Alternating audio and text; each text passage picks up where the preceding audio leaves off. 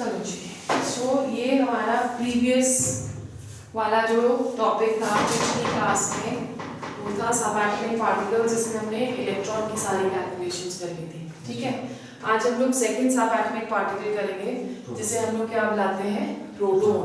Okay, proton जो है discover किया था गोल्डस्टीन ने by an experiment which was known as anode ray experiment। ठीक है, जो जे थॉमसन ने एक्सपेरिमेंट किया था जिसको हम लोग कैथोड रे एक्सपेरिमेंट बोलते हैं, तो उसमें उसने बड़ी क्लियरली एक चीज शो करी कि देयर आर सर्टेन इलेक्ट्रॉन्स जो कि या रे ऑफ कैथोड रेज या ray of stream of electrons जो पास हो रहे हैं आपके क्रूक्स ट्यूब में। ये आपकी क्रूक्स ट्यूब आ गई, इस तरह से हमने सेटअप किया था। ठीक है, अब यहां से बड़ी हाई स्पीड पे आपके जो कैथोड रेज हैं वो कैथोड से एनोड की तरफ को ट्रैवल हो रहे हैं। ठीक है, और जे थॉमसन ने ये भी बता दिया कि ये जो स्ट्रीम ऑफ आपकी जो कैथोड रेज है वो क्या है, they are stream of electrons. So जो स्ट्रीम ऑफ इलेक्ट्रॉन्स ट्रैवल हो रहे हैं they are negatively charged, right, और ये बहुत ही यू कैन से स्पीड से एनोड की तरफ को बम्बार्ड होते हैं, राइट। अब जब वो एनोड की तरफ को बम्बार्ड होंगे तो क्या होंगे, इलेक्ट्रॉन्स एक दूसरे के साथ बचेंगे। ठीक है, अब अगर इलेक्ट्रॉन्स एक दूसरे के साथ बचते हैं तो वो कुछ इलेक्ट्रॉन्स को मेटल में से निकाल देते हैं या कुछ इलेक्ट्रॉन्स को गैस, क्योंकि हम इसमें गैस ले रहे हैं, गैस के एटम में से एक्सट्रैक्ट कर देते हैं। ठीक है, अगर वो उसको एक्सट्रैक्ट कर देंगे तो आपके पास जो पीछे बचेगा that should be a positively charged रे, पॉजिटिवली चार्ज्ड गैस। क्यों? क्योंकि किसी भी चीज से हम किसी भी एटम से अगर इलेक्ट्रॉन एक्सट्रैक्ट करेंगे तो आपके नंबर ऑफ प्रोटॉन्स जो है वो ज्यादा हो जाते हैं।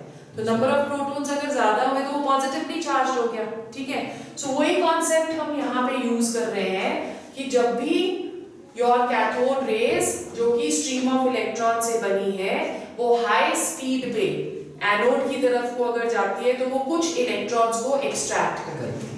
जब वो उन इलेक्ट्रॉन्स को एक्सट्रैक्ट करेगी तो there are positively charge particles now which are, आपकी कैथोड रेज इस तरफ को जा रही है, उसी तरह से आपके पास एनोड से भी कुछ रेज जो है वो कैथोड की तरफ को ट्रैवल होती है। ठीक है, अब ये जो रेज जो एनोड से कैथोड की तरफ को ट्रैवल होती है they are positively charged and they are known as anode rays. ठीक है, एनोड रेज का ओरिजिन एनोड से होता है। अब ये अगर आपका एनोड है तो एनोड रेज का जो ओरिजिन है वो एनोड से होगा, पर सोर्स जो एनोड रेज का है, सोर्स एनोड रेज का इनडायरेक्टली कैथोड रेज ही है। क्यों? क्योंकि अगर कैथोड रेज नहीं ट्रैवल करेंगी, इलेक्ट्रॉन्स को एक्सट्रैक्ट नहीं करेंगी तो आपके एनोड रेज नहीं बन सकते। ठीक है, सो इसी पॉजिटिवली चार्ज रेज को जो एनोड से कैथोड की तरफ को जा रही है उसको गोल्डस्टीन ने क्या नाम दे दिया, proton, which were positively charged। ठीक है, कैरेक्टरिस्टिक्स जब हम इसके करते हैं, इसके सारे characteristics they are similar to the cathode rays. जैसे फॉर एग्जांपल हमने फर्स्ट किया था कि the cathode rays travel in straight line, उसी तरह से हमारी एनोड रेज also travel in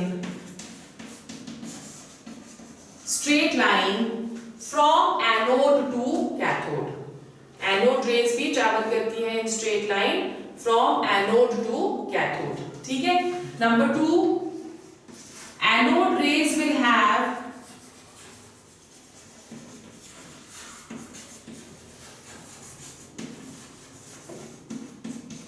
mechanical properties, right. Anode rays will have mechanical properties, जैसे हमने कैथोड रेज के रास्ते में एक व्हील रखा था और वो व्हील घूमने लग गया था, उसी तरह से अगर हम एनोड रेज के रास्ते में एक व्हील रखेंगे तो वो व्हील भी घूमने लग जाएगा, ठीक है। थर्ड, जो आपकी एनोड रेज है they have heating properties, right. Aluminium foil को ये हीट कर सकता है, ओके। अब डिफरेंस कैरेक्टरिस्टिक्स में कहां आई? डिफरेंस आएगी अगर हम लोग एक इलेक्ट्रिक फील्ड डाल दें, तो आपकी जो एनोड रेज है they will get deflected towards the negative terminal, ठीक है। सो यहां पे आपका डिफरेंस आ गया।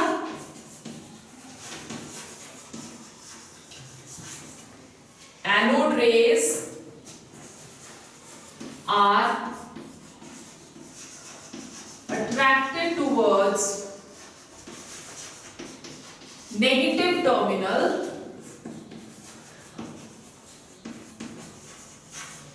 ठीक है। therefore उनके ऊपर चार्ज क्या होगा? Positive. therefore they will have positive charge, ठीक है। अब ये कुछ कैरेक्टरिस्टिक्स थी एनोड की। तो डिफरेंस कैथोड रेज और एनोड रेज में क्या होगा कि कैथोड रेज आपके पॉजिटिव टर्मिनल की तरफ को अट्रैक्ट हो रही थी, एनोड रेज आपकी नेगेटिव टर्मिनल को अट्रैक्ट हो रही है। सिमिलरली मैग्नेटिक फील्ड में भी उसी तरह से होएगा, which is going to be opposite than your cathode rays। एक और डिफरेंस यहाँ पे रहता है कि हमने यहाँ पे EM रेशो क्या दी है इलेक्ट्रॉन की 1.75 into 10 raised to power 11 coulombs per kg, ठीक है। पर जो प्रोटॉन्स की EM रेशो हम कैलकुलेट करते हैं वो नेचर ऑफ द गैस के ऊपर डिपेंड करती है, ठीक है। सो ये एक बहुत ही इंपॉर्टेंट डिफरेंस है एनोड रेज और कैथोड रेज में कि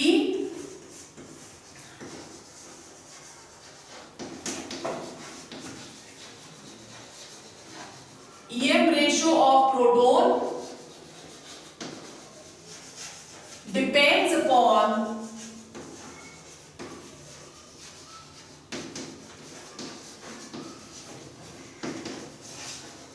nature of the gas।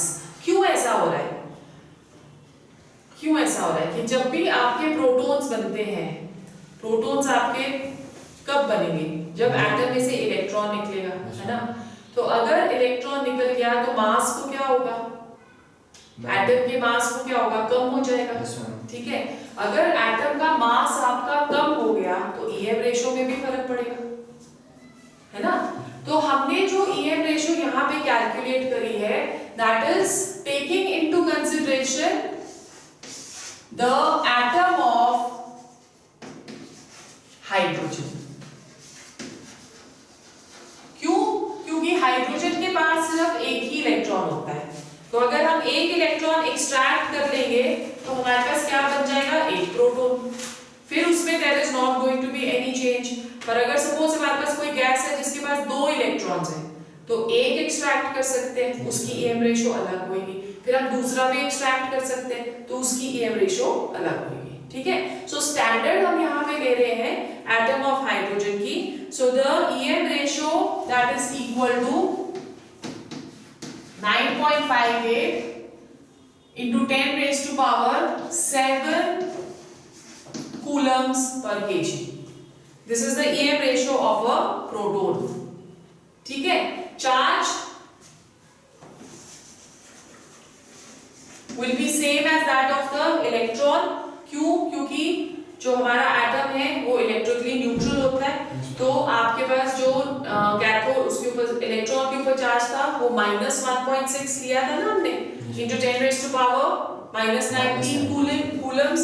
यहाँ पे हम लेंगे +1.6 into -19 coulombs। The value is same, सिर्फ उसके ऊपर इलेक्ट्रॉन के ऊपर एक यूनिट नेगेटिव चार्ज होता है और प्रोटॉन के ऊपर एक यूनिट पॉजिटिव चार्ज होता है with the same values। Now we can calculate the mass।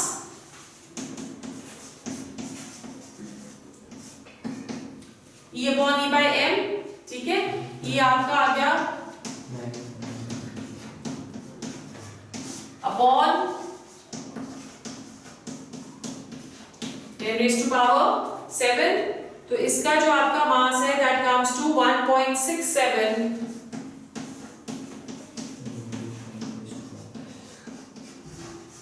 Minus 27 kg। ठीक है, 1.67 इंटू माइनस 27 kg। इसका जो मास है that is 1837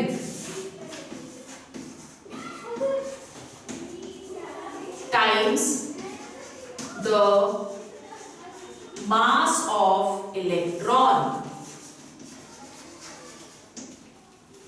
1837 times the mass of electron। ठीक है, सो जो लाइटेस्ट आपके पास पॉजिटिवली चार्ज्ड बॉडी होती है या पॉजिटिवली चार्ज सब एटॉमिक पार्टिकल होता है दैट इज द प्रोटॉन। ठीक है, अब दोनों को हम डिफाइन कर सकते हैं, इलेक्ट्रॉन को भी डिफाइन कर सकते हैं और प्रोटॉन को भी। सो लिखो इलेक्ट्रॉन की डेफिनेशन क्या है आपकी, इलेक्ट्रॉन इज अ सब atomic particle which carries 1 unit negative charge and has mass equal to 1/1837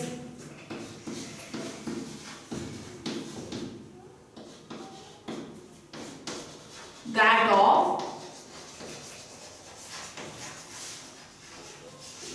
hydrogen. ठीक है, उसी तरह से प्रोटॉन की डेफिनेशन क्या आएगी, प्रोटॉन इज अ सब atomic particle carrying unit positive charge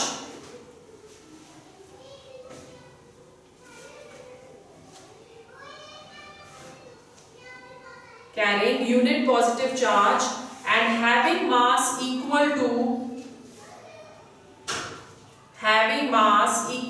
that of hydrogen atom, having mass equal to that of hydrogen atom। ठीक है, अब किसी भी एटम के ऊपर चार्ज है उसके लिए दो डिफरेंट हमने एक्सपेरिमेंट्स पढ़ लिए। फर्स्ट, फैराडे ने हमें बताया कि कोई भी एक आपके पास अगर सब्सटेंस है उसके पास चार्ज होता है, राइट। उसके बाद सेकेंड, जे थॉमसन ने हमको बताया कि नेगेटिवली चार्ज पार्टिकल्स होते हैं एटम के अंदर जिसको हम इलेक्ट्रॉन्स बुलाते हैं। और थर्डली, गोल्डस्टीन ने हमें बताया कि पॉजिटिवली चार्ज पार्टिकल्स भी होते हैं, राइट।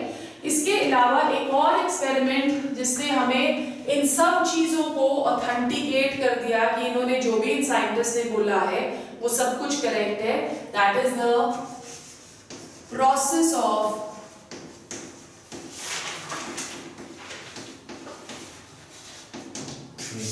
Radio activity. ठीक है, अब रेडियो एक्टिविटी जो थी ये डिस्कवर करी थी हेनरी बेकरेल ने, एक्सीडेंटली करी थी इसने डिस्कवर, हेनरी बेकरेल ने। इसने क्या किया कि यूरेनियम के कुछ चिप्स एक पेपर के अंदर डाल के और उसके साथ एक फोटोग्राफिक फिल्म, वो दोनों चीजें उसने इकट्ठी एक ड्रॉअर के अंदर रख दी। ठीक है, कुछ टाइम के बाद जब उसने वो ड्रॉअर खोला तो उसने देखा कि वो जो फोटोग्राफिक फिल्म है उसके ऊपर वाइट स्पॉट्स है। अब वो वाइट स्पॉट्स उस फोटोग्राफिक फिल्म के ऊपर तभी पड़ सकते थे अगर उसको कोई रेडिएशंस हिट करती। ठीक है, ड्रॉअर बंद था, बाहर से कोई भी सनलाइट जो है वो उस ड्रॉअर के अंदर एंटर नहीं कर रही है। तो क्या ऐसा हुआ उस ड्रॉअर के अंदर कि आपकी जो फोटोग्राफिक फिल्म है उसके ऊपर वाइट स्पॉट्स आ गए।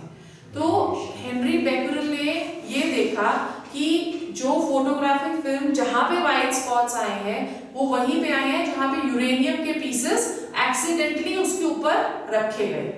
ठीक है, तो इसका मतलब यूरेनियम जो है वो कुछ रेडिएशंस इमिट कर रहा है। राइट? और ऐसे सब्सटेंसेस जो अपने आप रेडिएशंस इमिट करते हैं उनको हम क्या बुलाते हैं? Radioactive substances. So radioactive substances हमारे क्या हुए?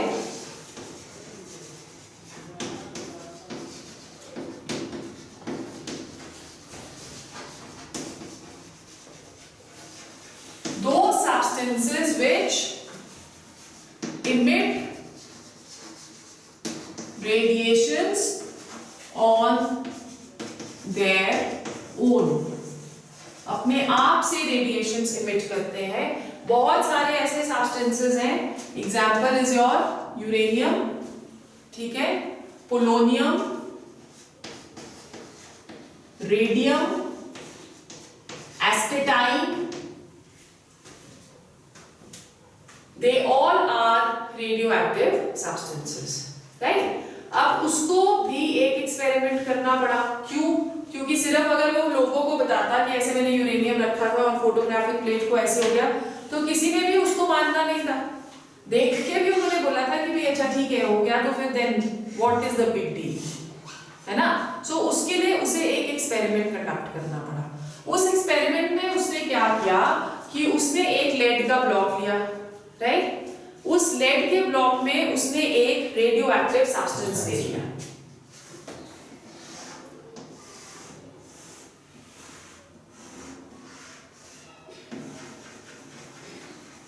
ये उसने रेडियो एक्टिव सब्सटेंस ले लिया, ठीक है। अब यहां पे उसने एक लेड की शीट रख ली, राइट? अब क्या होगा कि जब यहां से ये रेडिएशंस इमिट करेगा, तो ये रेडिएशंस आपकी सारी डायरेक्शंस में इमिट करता है, इन ऑल डायरेक्शंस। पर हमको अगर सारी डायरेक्शंस में ये रेडिएशंस इमिट होंगी तो हम फाइनल कंक्लूजन पे नहीं पहुंच सकते। तो इसलिए मोनोक्रोमैटिक लाइट हम यहाँ पे लेते हैं, जिसकी एक सिंगल वेवलेंथ होती है या सिंगल लाइन में ट्रैवल कर रही है, ठीक है। सो यहां से ये आपकी ट्रैवल करने लग जाती है और यहां हम उसे एक्सपोज कर देते हैं to an electric field, right? एक आपका negative terminal of the electric field आ गया, एक आपका positive terminal of the electric field आ गया, ठीक है। और उसके बाद हम यहाँ पे एक फोटोग्राफिक प्लेट रख लेंगे, ठीक है। सो दिस इज योर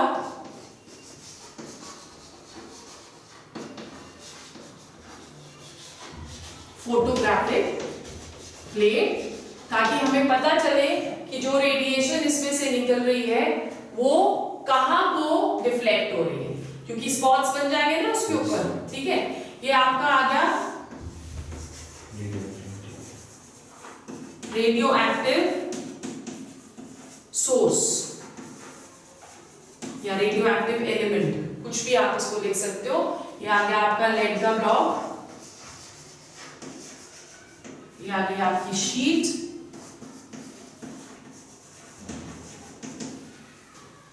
ठीक है। अब क्या हुआ है, यहां से एक ये सिंगल लाइन में ट्रैवल कर रही है, जैसे ही ये इलेक्ट्रिक फील्ड को एक्सपोज होती है ये फर्दर डिफ्लेक्ट हो जाती है इन 3 डिफरेंट डायरेक्शंस, ठीक है। सो एक आप देख रहे हो नेगेटिव की तरफ को डिफ्लेक्ट हो रही है, एक आपकी पॉजिटिव की तरफ को डिफ्लेक्ट हो रही है और एक आपकी स्ट्रेट जा रही है, ठीक है। अब जो नेगेटिवली साइड को जाएगी obviously it should be what, positively charge, तो इसको हमने क्या बना दिया, alpha rays. Alpha rays which were positively charged, दूसरी आपकी पॉजिटिव टर्मिनल की तरफ को जा रही है तो they should be negatively charged, तो these are known as your beta rays। और एक जो डिफ्लेक्ट नहीं हो रही इसका मतलब वो न्यूट्रल है, तो उसको गामा रेज, ठीक है। अल्फा रेज आ गए आपके, बीटा रेज आ गए और गामा रेज आ गए। अब लेट्स सी ये तीनों है क्या चीज। अल्फा रेज जो आपके अल्फा रेज होते हैं, समझ आ गया हमें कि दे आर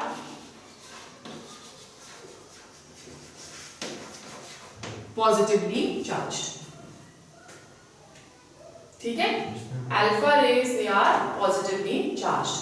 अब ये अल्फा रेज होते क्या है, they are nuclei of helium. It was discovered that they are nuclei of helium having 2 positive charge and 4 AMU mass. Having 2 positive charge and 4 AMU mass, और इनको हम रिप्रेजेंट कर सकते हैं एज He2 पॉजिटिव एंड 4, ठीक है। फिर उसके बाद आपके बीटा रेज क्या आए, नेगेटिव चार्ज, हाँ they have negative charge and they are nothing but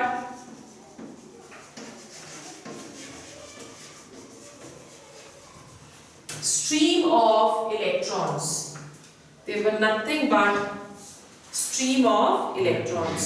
और जो आपके थर्ड टाइप ऑफ रेज हैं, they are gamma rays which are neutral,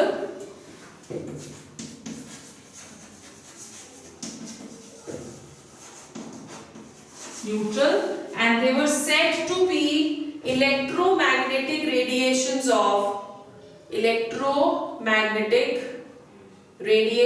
of high energy.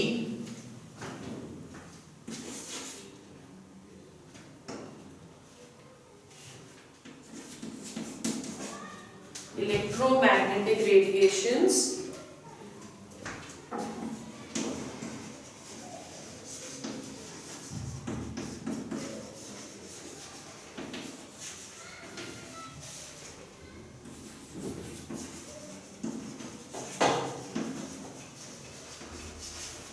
of high energy, ठीक है।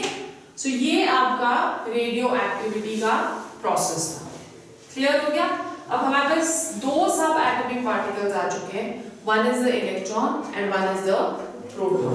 न्यूट्रॉन जो हमारा है वो बहुत लेटर स्टेजेस में अर्ली 20th सेंचुरी में डिस्कवर हुआ था, ठीक है। तो अब मॉडल ऑफ एटम्स दिए गए, राइट। जब हमारे पास 2 सब एटॉमिक पार्टिकल्स आ गए हैं, तो अब जो आपका एटम है that is no longer the smallest indivisible particle, हाँ, it is not the smallest indivisible particle of atom of matter, ठीक है। So models of atoms देखते हैं। The first model, क्योंकि सबसे पहले J.J. थॉमसन ने सारी डिस्कवरीज करी थी, तो फर्स्ट मॉडल भी उसने ही दिया। Let's see कैसा मॉडल दिया है उसने हमें। स्केचिंग ऑफ तो रदरफोर्ड ने दिया था। आपका फर्स्ट जो मॉडल है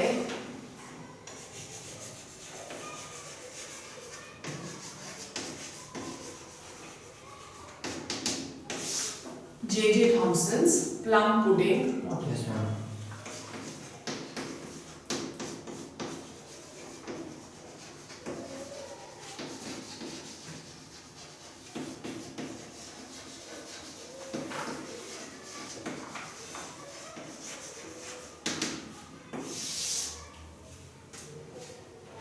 ठीक है। अब ये J.J. Thompson plum pudding model जो है, प्लम पुडिंग मॉडल हम इसको क्यों बुलाते हैं वो हमें पता चलेगा। इससे बोला जो आपका पॉजिटिव चार्ज है वो एक स्फेरिकल एरिया में डिस्पर्स्ड है, ठीक है। तो ये आपका इस तरह से पॉजिटिव चार्ज पूरा का पूरा इस पूरे एरिया में क्या है, डिस्पर्स्ड हुआ है, ठीक है। और जो नेगेटिवली चार्ज पार्टिकल्स हैं वो कहीं कहीं एम्बेडेड है, राइट। अब अगर हम इस मॉडल को देखें तो हमें लगता है कि एक पुडिंग है और उसके ऊपर हमने रेजिन्स डाल दिए या प्लम डाल दिए, वाटरमेलन, हाँ, इसको हम लोग वाटरमेलन मॉडल भी बुलाते हैं। रेजिन्स आपको पता है क्या होता है? किशमिश। ठीक है। और प्लम हम इसको क्यों बुलाते हैं कि कई लोग आपकी पुडिंग में ड्राई प्लम्स भी डालते हैं, तो उसी तरह से ये मॉडल जो है वो अपेयर होता है। या हम इसको वाटरमेलन मॉडल भी बुलाते हैं। वाटरमेलन क्यों? कि अगर आप वाटरमेलन को काटते हो तो रेड वाला जो उसका सारा एरिया है वो आपका प्रोटॉन है, पॉजिटिवली चार्ज है, और जो आपके ब्लैक कलर के सीड्स उसमें नजर आते हैं इलेक्ट्रॉन्स हैं। हाँ, वो आपके इलेक्ट्रॉन्स हैं। ठीक है, सो इसलिए हम इसको ये वाला नाम देते हैं। पर बहुत ही जल्दी जो जे थॉमसन का मॉडल था वो इट डाइड अवे, खत्म हो गया या ओवररूल हो गया, क्योंकि उसके फौरन बाद रदरफोर्ड ने अपना एक अल्फा स्कैटरिंग एक्सपेरिमेंट दे दिया था जो कि जे थॉमसन नहीं एक्सप्लेन कर पाया। ठीक है, सो ड्रॉबैक इसका क्या था?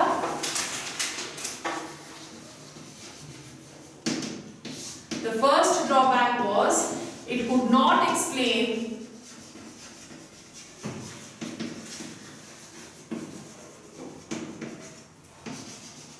the alpha scattering experiment. ठीक है, it could not explain the alpha scattering experiment, और second ये स्टेबिलिटी ऑफ द एटम को भी एक्सप्लेन नहीं कर पाया, बिकॉज जो आपके नेगेटिवली चार्ज पार्टिकल्स थे वो कम थे और पॉजिटिवली चार्ज एरिया जो था वो ज्यादा था, तो इलेक्ट्रिकली न्यूट्रल कैसे होगा एक एटम, उसकी एक्सप्लेनेशन ये नहीं दे पाया। और अगर इलेक्ट्रिकली न्यूट्रल हमारा एटम नहीं होता है तो स्टेबल भी नहीं होता है, so it could not explain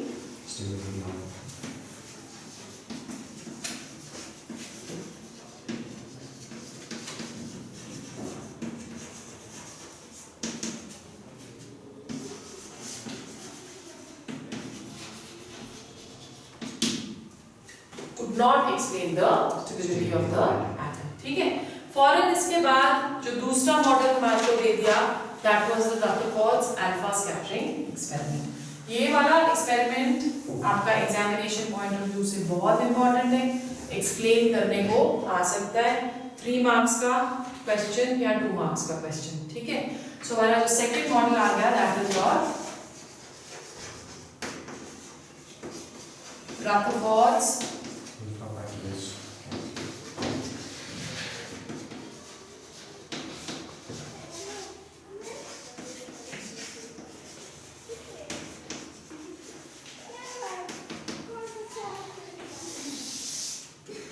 alpha scattering experiment. ठीक है, अब हमें पता चल गया कि अल्फा सोर्स क्या होता है, हीलियम के न्यूक्लियाई।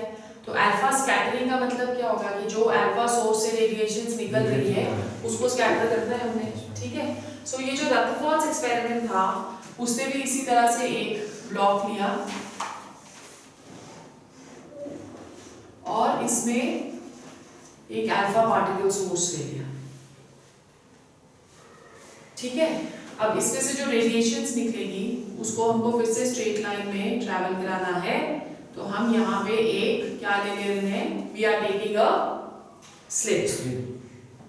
ठीक है, एक स्लिट हमने ले लेनी है और यहाँ रास्ते में हम एक गोल्ड का फॉइल रख लेते हैं, थिन गोल्ड। हाँ, थिन गोल्ड फॉइल रख लेते हैं या प्लेट रख लेते हैं। गोल्ड क्यों रखेंगे हम? क्योंकि गोल्ड आपका एटम रिप्रेजेंट करता है। ठीक है, that is why.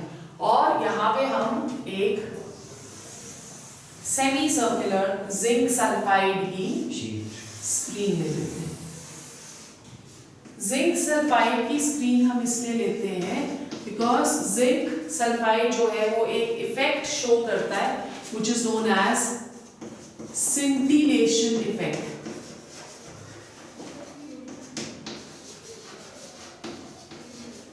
Scintillation effect. Scintillation effect का मतलब क्या हुआ कि अगर कोई भी रेडिएशन इसके ऊपर स्ट्राइक करेगी तो वो स्पॉट्स बना देगी, that is your scintillation, right. जैसे आप एक मडी बॉल लेते हो, जो बॉल मिट्टी में लथपथ है और उसको अगर आप साफ सी दीवार पे मारोगे तो क्या होगा, धब्बा लग जाएगा ना।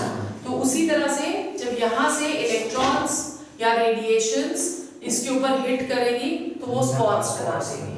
ठीक है। सो उससे हमें पता चल जाता है कि जो हमारी वो एक सिंगल वेव में रेडिएशन आ रही है वो कहाँ कहाँ जा रही है।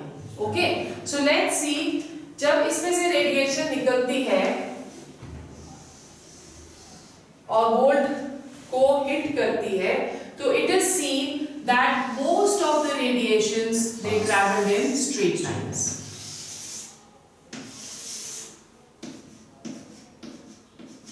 स्कैटर तो होनी है ना उसको हिट करके, तो जितनी भी आपकी मोस्टली रेडिएशंस थी वो स्ट्रेट लाइन में ट्रैवल होती है। ठीक है, there were certain radiations which were deflected to certain angles.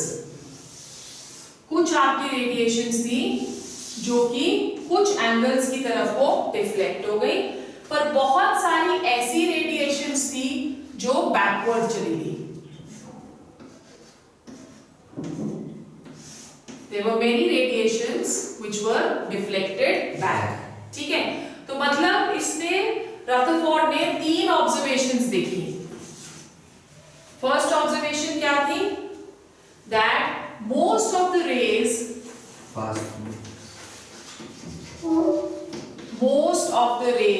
went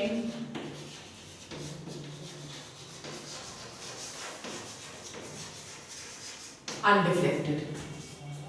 ठीक है, most of the rays went undeflected. अब अनडिफ्लेक्टेड कोई चीज कब जा सकती है? जब हम उसके रास्ते में कुछ नहीं। हाँ, जब उसके रास्ते में कुछ भी ना हो। तो अगर उसके रास्ते में कुछ नहीं है तो इससे हमको क्या कंक्लूजन निकला?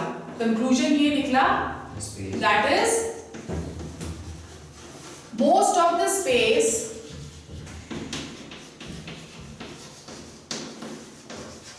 In the atom is empty। ज्यादातर एटम के अंदर खाली जगह ही पड़ी है। क्यों? क्योंकि गोल्ड फॉइल को हिट करके भी रेडिएशंस आपकी डिफ्लेक्ट नहीं हो रही, स्ट्रेट लाइन में जा रही है। ठीक है, ये इसकी फर्स्ट ऑब्जर्वेशन और उसके अकॉर्डिंगली कंक्लूजन। सेकेंड ऑब्जर्वेशन इसकी क्या थी? सेकेंड ऑब्जर्वेशन इसकी ये थी कि फ्यू रेज डिफ्लेक्टिव। हाँ, few rays are deflected to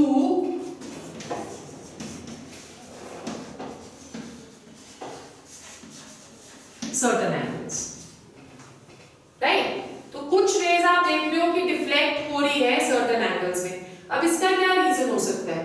आपका अल्फा रे पॉजिटिवली चार्ज्ड है। Yes ma'am. ठीक है, अब अगर यहाँ पे कोई एक पॉजिटिवली चार्ज बॉडी पड़ी है और यहाँ से आपकी पॉजिटिवली चार्ज बॉडी जा रही है, तो इस पॉजिटिव चार्ज का इफेक्ट यहाँ तक भी होगा, तो वो यहाँ से अपना रास्ता मोड़ लेती है। ठीक है ना? So few rays are deflected to certain angles. इसका मतलब क्या हुआ? दैट इज, अभी ये पता चला है हमें कि that is some positively charged body is present in the atom। ठीक है, सो उस पॉजिटिवली चार्ज बॉडी का इफेक्ट है कि कुछ रेज आपकी जो है वो डिफ्लेक्ट हो रही है, राइट? फिर थर्ड हम देख रहे हैं कि बहुत ही कम रेज वापस भी जा रही है। So very few rays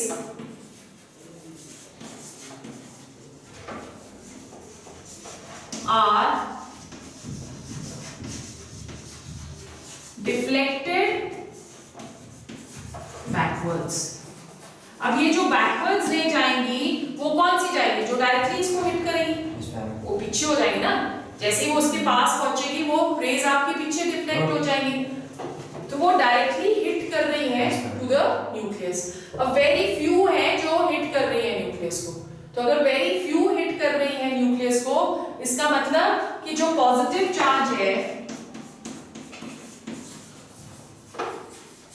positive charge is concentrated in a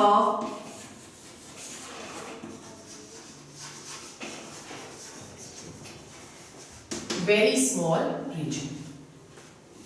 ठीक है, सो ये आपका रदरफोर्ड्स एक्सपेरिमेंट और उसकी ऑब्जर्वेशंस और उसकी कंक्लूजन्स बहुत बहुत बहुत इंपॉर्टेंट। अब मुझे ये बताओ कि जो हमने यहाँ पे अल्फा पार्टिकल लिया है, अल्फा पार्टिकल सोर्स लिया है ना ये हमने, Yes, ma'am.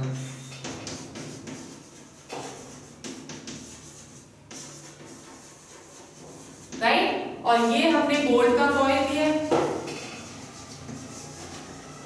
जो कि क्या रिप्रेजेंट कर रहा है, ये आपका एटम रिप्रेजेंट कर रहा है।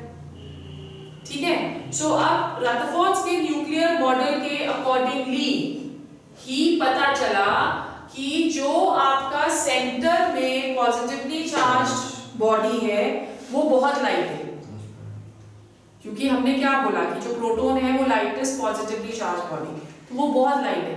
पर जब हमने इलेक्ट्रॉन और प्रोटॉन के मास को कंबाइन करके मास एटम का उसके साथ कंपेयर किया तो पता चला कि एटम का जो मास है कलेक्टिव मास ऑफ इलेक्ट्रॉन और प्रोटॉन से ज्यादा है। ठीक है, तब न्यूट्रॉन की डिस्कवरी हुई कि कुछ उसमें एक और हेवी पार्टिकल है जो जिसके ऊपर कोई भी चार्ज नहीं, और वो जो आपकी डिस्कवरी थी that was done by James Chadwick. ठीक है, and the discovery of neutron followed. Okay, so अब रदरफोर्ड ने क्या बोल दिया, न्यूट्रॉन डिस्कवर हो गए, प्रोटॉन डिस्कवर हो गए, तो न्यूट्रॉन और प्रोटॉन्स को कलेक्टिवली एक नाम दे दिया न्यूक्लियॉन्स। ठीक है, सो अब एटम के पास 3 सब एटॉमिक पार्टिकल्स आ गए हैं। The first one that is your electron which is negatively charged which has weight 9.11 into 10 raised to power minus 31 kg. ठीक है, second is proton which is positively charged which has weight 1.67 into 10 raised to power minus 27 kg, and third is neutron which is neutral and which has weight equal to that of the proton 1.67 into 10 raised to power minus 27 kg. ठीक है, और जो आपके neutrons और protons हैं वो दोनों के दोनों न्यूक्लियस के अंदर कॉन्सेंट्रेटेड है, they are embedded in the nucleus, और उनको कलेक्टिवली हम क्या बोल रहे हैं, न्यूक्लियॉन्स। तो अब atom is divided into 2, one is the nucleus जिसके पास प्रोटॉन है और न्यूट्रॉन है, and one is the electron. ठीक है, इस एक्सपेरिमेंट से रदरफोर्ड ने सिर्फ हमें सब एटॉमिक पार्टिकल्स के बारे में ही बताया। He did not give us the exact model of the atom. Exact model of the atom Rutherford ने दिया जरूर था बट काफी बाद में। ठीक है, so that we will do in our next class. Okay?